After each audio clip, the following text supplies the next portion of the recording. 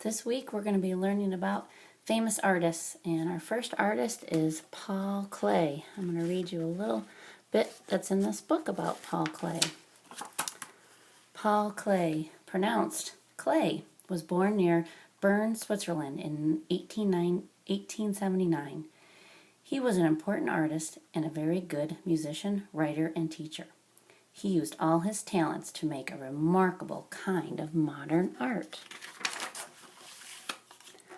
Paul Klee loved color. Most of his paintings and other works of art are filled with beautiful and exciting colors.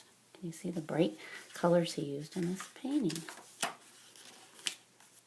Sometimes you can recognize certain things in Paul Klee's paintings, such as peoples, animals, and houses. He also used numbers and letters of the alphabet as symbols that had a special meaning to him.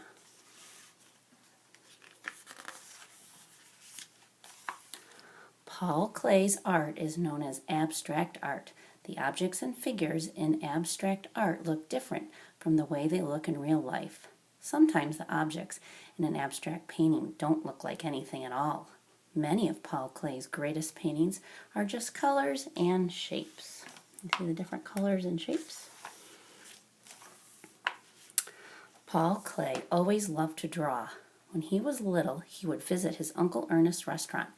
Paul imagined all kinds of interesting things and patterns of the marble tabletops there. He traced what he saw onto the paper.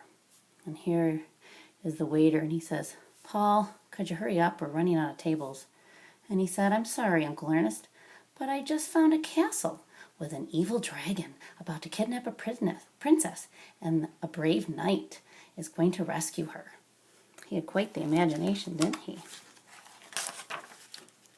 Paul Klee grew up in a very musical family. His mother was a singer and his father was a music teacher. They taught Paul to play the violin quite well when he was very young. Both music and art were important to Paul. It took him a long time to decide whether to become an artist or a musician. And there's his parents, and they're saying, "I do wish Paul would make up his mind." Looks like he has his art studio and his violin practice going on.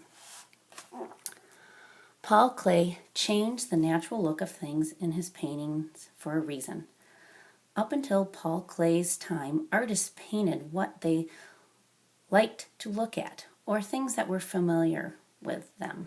Paul and his friends thought that a painting should be more than that. Paul wanted his paintings to show worlds that had never been seen before.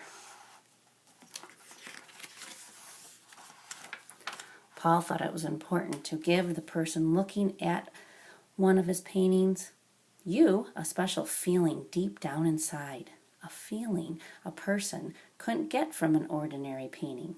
So look at this painting here. How does it make you feel?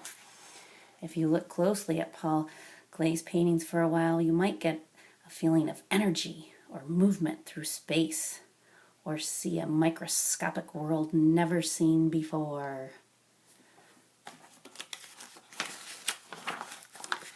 Paul gave some of his paintings a musical feel. Even though paintings don't have sound, Paul's patterns of colors and shapes make many people imagine the rhythm of the music. And there's his wife. She says, "Dear, would you turn your painting down? The baby's trying to sleep." So look at these. Do they give you a kind of a musical feel? They do for me. Paul Klee was always experimenting with his paintings, materials, and with the surfaces he painted on.